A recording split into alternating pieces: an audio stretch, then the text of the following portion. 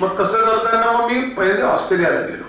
ते कॉमनवेल्थचा एक प्रोजेक्ट होता, कॉमनवेल्थ कंट्रीजचा, त्याच्यावर मग मी SAPचा कन्सल्टंट म्हणून तिथे गेलो.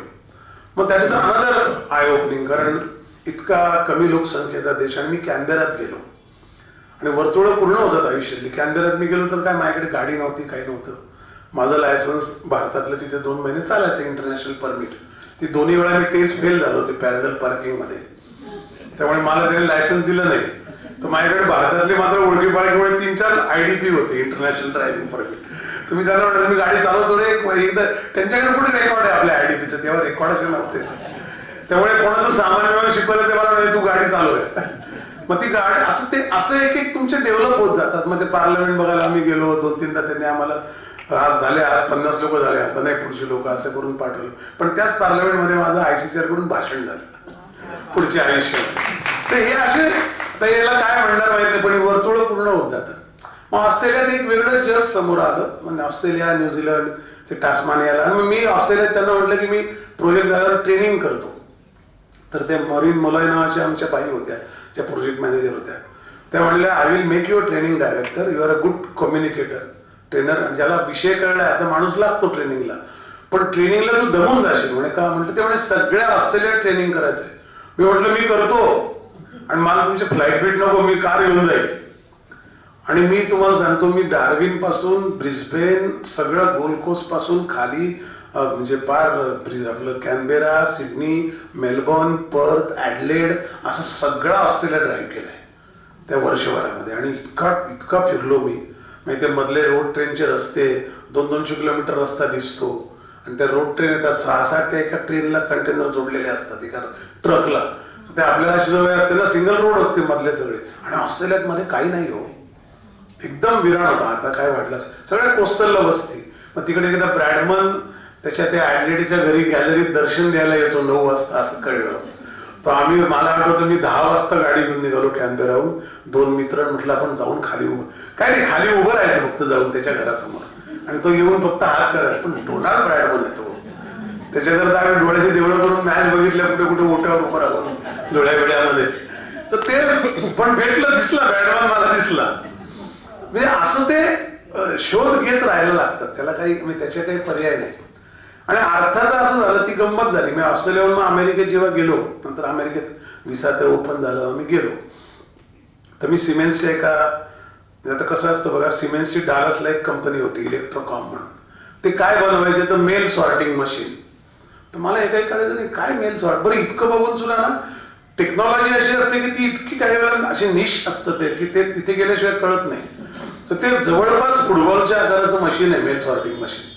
तेव्हा नंतर मी फ्रँकफर्ट एअरपोर्टला जाऊन बघितलं, तेव्हा मला कळलं हे जगभरातलं जे कुरिअर जातं, तुम्हाला माहिती असेल, ते एका फनेलमध्ये टाकतात, ते बारकोड रीड करून ते सॉर्ट होतं तिथे. So that is a mail sorting machine.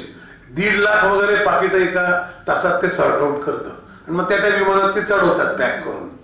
तर ते मशीन ते बनवायचं त्यांचा प्रोजेक्ट होता सिमेन्सचा डालसला. आणि डालस तसं अमेरिकेचं टेक्सास हा प्रांत, अमेरिकेने 2 जे प्रांत आहेत ना ते उचलले, म्हणजे चोऱ्या केल्या आहेत 3. एक रुपया काहीतरी एक अगदी किरकोळ पैशात अलास्का रशियाकडून घेतलाय एका वॉर सेटलमेंट करता, शीतयुद्धाच्या. ते या पुस्तकात तुम्हाला सगळं वाचायला मिळेल. तो फारच भयानक गोष्ट आहे. पण डालस, टेक्सास पण त्यांनी मेक्सिकोकडून घेतलाय, आणि कॅलिफोर्निया पण, त्या गोल्ड रशच्या याच्यामध्ये. आणि त्यांनी ते लिटरली बळकावलेलं आहे. हा शब्द त्याला करेक्ट आहे, जे जिंकलेलं काही नाही. पण टेक्सासचे लोक ऑर्थोडॉक्स होते, आणि ते टिपिकल मेक्सिकन, तो टेक्सासचा ऍक्सेंटही खूप वेगळा आहे. तर त्यांनी एक अट घातली की आमचा झेंडा स्टेटचा, जिथे स्टेटचे फ्लॅग असतात, तो अमेरिकन फ्लॅगच्या उंचीने फडकवायला पाहिजे, तरच आम्ही तुमच्यात येऊ. तर आजही टेक्सासचा ध्वज हा अमेरिकेच्या ध्वजाच्या लेवलमध्ये लावायला लागतो. त्याची खालीवर नाही करतायत स्टेटचा.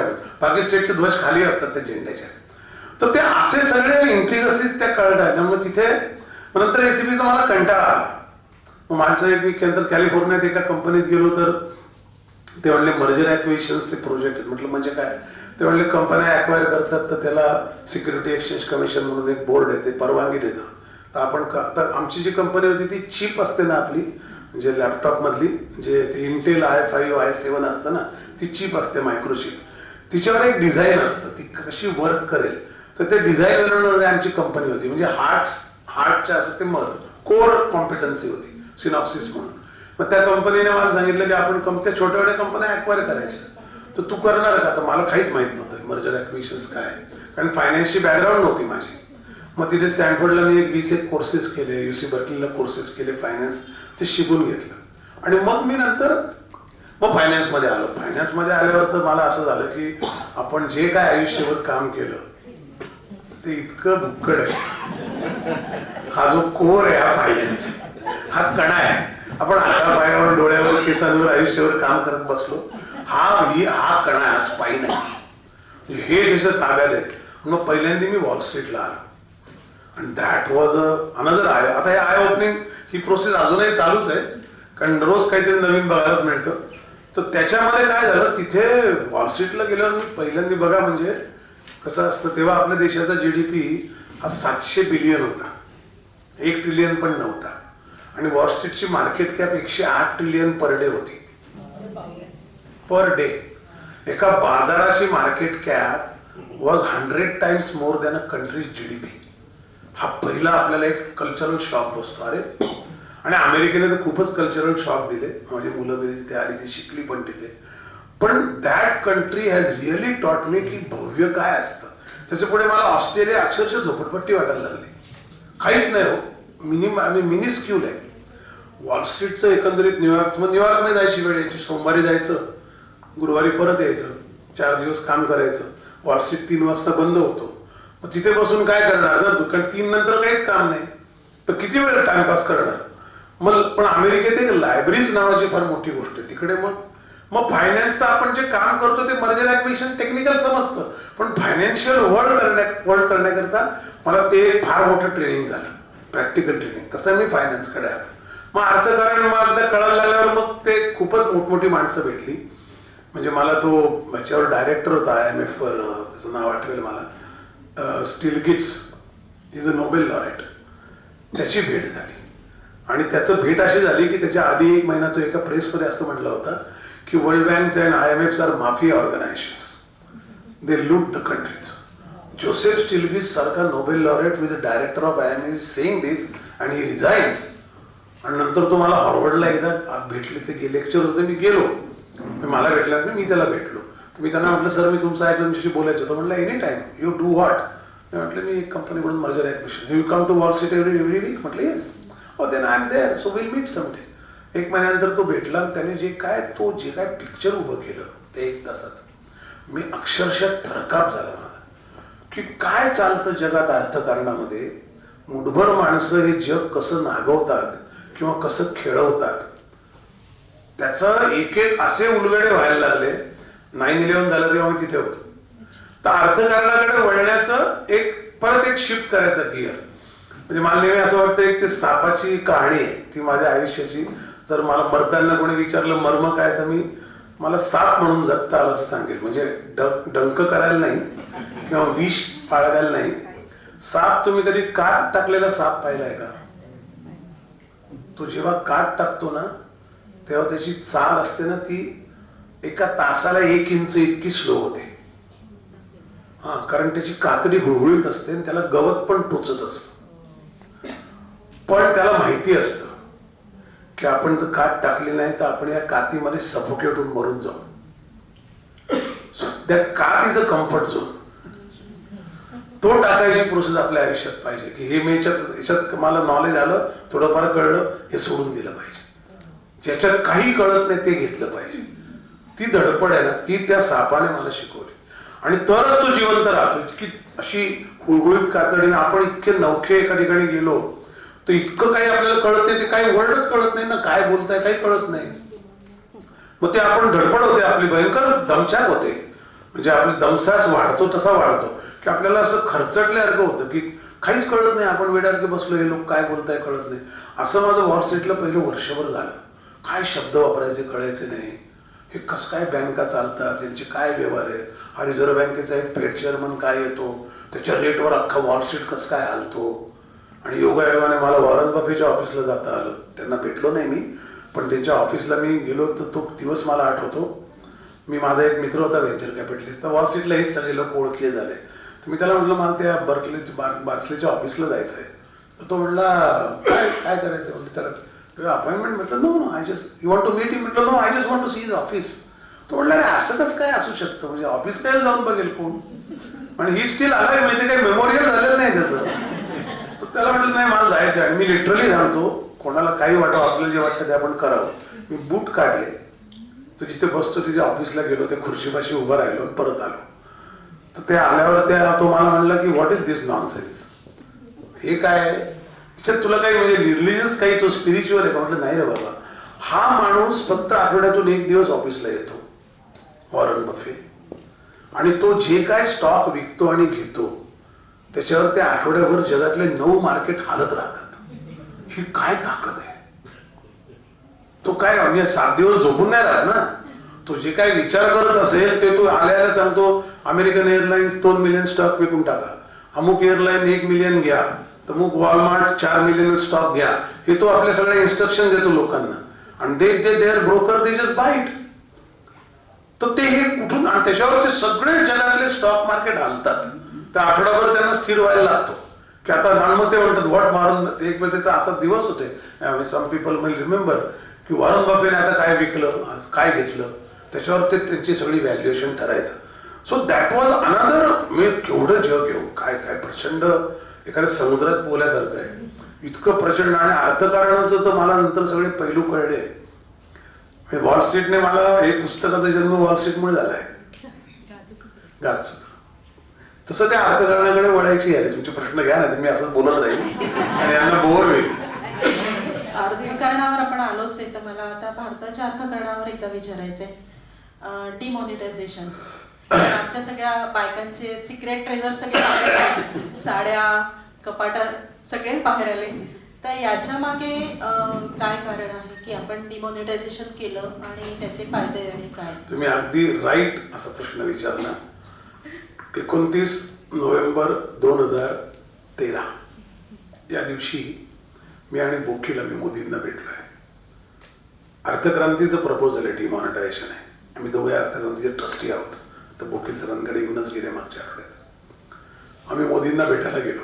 मोदी आधी एकदम, ते गुजरातचे मुख्यमंत्री होते पण प्राईम मिनिस्टर कॅन्डिडेट होते, म्हणून आम्ही भेटायला गेलो. आम्ही सगळ्यांकडे जात होतो, जो कोणी आपलं प्रपोजल घेईल. ते प्रपोजल 5 पॉईंटचं होतं की सगळे टॅक्सेस काढून टाकायचे, कुठलाच टॅक्स नाही, इन्कम टॅक्स कट. ते पण त्याचं थोडं बॅकग्राऊंडही सांगतो, चालेल ना, बोर नाही होत ना. तर काय झालं, आम्ही जेव्हा अर्थक्रांती प्रपोजल तयार केली, ती कन्सेप्ट बोकीलांची, बोकील त्याचे खरे प्रणेते ते आहेत, कारण ती डोकं त्यांना सुचलंय, ते इनोव्हेशन त्यांच्या डोक्यातलं आहे. मी जेव्हा आलो तेव्हा मी अमेरिकेत ते असताना वाचलं होतं, पण नाशिकला एकदा आमची भेट झाली. ते एका व्याख्यानाला मी गेलो, मी खूप प्रश्न विचारले, कारण मी तेव्हा अमेरिकेतनं वॉल स्ट्रीट वगैरे. तर म्हटलं हे काय नवीन काहीतरी आयडिया काढतात की नोटा काढून टाका, 50ची नोट हायएस्ट ठेवा, टॅक्स काढून टाका, असं कुठं देश चालणार आहे का, असे मी प्रश्न विचारले. बोकील असे बसले होते, मी खाली बसलो होतो. त्यानंतर ते म्हटले तुम्ही 3रा प्रश्न विचारलाय, तुम्ही तर थांबा, बाकींना पण विचारू द्या, मी तुमच्याशी बोलतो. मी थांबून राहिलो. नंतर निघताना म्हटले तुम्हाला तुमचं काय कार्यक्रम. म्हटलं माझं काही कार्यक्रम, माझ्या प्रश्नांची उत्तरं पाहिजे, तर मला पडलं तर मी सरेंडर करेल, तुमच्याबरोबर काम करेल. ते म्हटलं मला आत्ता 5:30ची संभाजीनगरची औरंगाबादची बस आहे नाशिक स्टँडवरून, तर आपण गप्पा मारत बसू 5 वाजेपर्यंत. म्हटलं काहीच प्रॉब्लेम नाही. आम्ही, मला आठवतं 10 ते 4:30 दर 2 तासाने चहा प्यायचा आणि स्टँडवर बसून मी ते सगळ्या प्रश्नांची उत्तरं त्यांनी दिली आणि इतकी डिटेल दिली. मग काही घर्षण झालं, काही आर्ग्युमेंट झाले, काही असं हिटेड असं होतं ना की नाही मला नाही मान्य. ते म्हणायचे का बरं नाही, आपण डिस्कस करू. अच्छा, मग मला असं नाही, मला हा मुद्दा. मग असं लक्षात आलं की अर्थक्रांतीचं जी कन्सेप्ट आहे ती पटत नाही ना, तिच्याकरता काहीतरी पॉवर फ्लो तयार केले पाहिजे. अनिल परांजपे आम्ही पॉवर फ्लो तयार केले, म्हणजे कसं तर what will happen in a farmer's life after Arthakranti, शिक्षकाच्या आयुष्यात काय घडेल, विद्यार्थ्याच्या काय घडेल, असं त्याचे फ्लो. कारण मी प्रोसेस इंजिनिअरिंग जर्मनीला त्यानंतर केलं होतं एकदा आयशरला, प्रोसेस फ्लो तयार केले की डे इन लाईफ काय असेल. मग त्याचं प्रेझेंटेशन, मग ते असं एकदम हे झालं आणि ते करायला आम्ही पंतप्रधानांकडे गेलो होतो. तर हे करत असताना माशेलकरांच्या, आम्ही एकदा रिलायन्सला ते डायरेक्टर होते, त्यांच्या आम्ही त्या बोर्डवर ते होते, त्यांना एकदा प्रेझेंटेशन केलं. तर माशेलकर म्हणले याचं सिम्युलेशन मॉडेल केलंय का. म्हणजे काय, तर हे इम्प्लिमेंट केल्यावर देशात रेव्हेन्यू कसा येईल. कारण त्यांचं काय, आमचं म्हणणं काय होतं की सगळे टॅक्स काढा, फक्त इम्पोर्ट एक्सपोर्ट, इम्पोर्ट ड्युटी काढायची नाही, कस्टम ड्युटी काढायची नाही, कारण ती रेव्हेन्यू करता नसते. ती परदेशातनं येऊन माल, चायनीज गणपती, चायनीज उदबत्त्या, जे काय परदेशातनं माल येतो त्याला रेग्युलेट करण्याकरता ती असते. 400% इम्पोर्ट केलं की माल कमी येतो. That is not for country's revenue, that is for regulating the inflow of capital और inflow of the products in the country. बाकी सगळे टॅक्स काढायचे. मग पैसा कसा येईल इकॉनॉमीला, तर त्याला 2% ट्रान्झॅक्शन टॅक्स लावायचा फक्त. म्हणजे समजा मी प्रफुल्लजींना 100 रुपयाचा चेक दिला तर त्यांच्या रिसिव्हिंग अकाउंटला 98 रुपये जमा होतील, 35 पैसे सेंट्रल गव्हर्नमेंटला जातील, 35 स्टेट गव्हर्नमेंटला जातील, 35 पैसे म्युन्सिपाल्टीला जातील, 65 पैसे सेंट्रल गव्हर्नमेंटला आहे. असं करत बँकेला 20 पैसे मिळतील पर 100 रुपीज. म्हणजे त्यांचाही व्यवसाय चालेल, कारण बँक लागेल ना, ट्रान्झॅक्शनला तुम्हाला अकाउंट पाहिजे. आणि कॅश व्यवहाराची लिमिट ही 2000 रुपयाच्या वर ठेवायची नाही. म्हणजे तुम्ही मोबाईल नाही घेऊ शकत कॅशमध्ये. तो जर घेतला आणि तो खराब झाला किंवा हरवला तर पोलीस विचारतील की परचेसचं बिल दाखवा, तो तुम्ही कॅशमध्ये नाही घेऊ शकत. म्हणजे रेग्युलेट होतील ते व्यवहार. 2000 कॅश, रिक्षा, भाजी बिजी याच्या करता ती कॅश वापरायला परवानगी आहे. पण मोठे मोठे ट्रान्झॅक्शन, घराचे, फ्लॅटचे सगळे व्हाईट ट्रान्झॅक्शन ट्रेस करता आला पाहिजे. कारण इकॉनॉमीची गंमत अशी असते, त्या अनुषंगाने सांगतो.